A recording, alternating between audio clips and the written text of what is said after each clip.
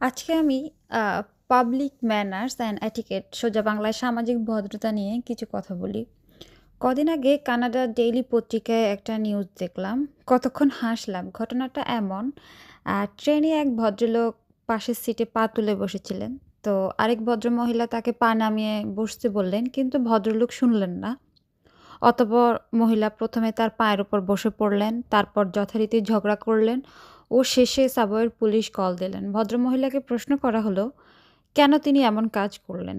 উনি উত্তর দিলেন, এটা পাবলিক আ কিছু আ পা পাবলিক কমন সেন্স বা পাবলিক ম্যানার্স যা তার ফ্যামিলি তাকে শেখাতে ব্যর্থ হয়েছে। তাই আমি মনে করি একজন সচেতন নাগরিক হিসাবে তাকে শেখানোর দায়িত্ব আমার।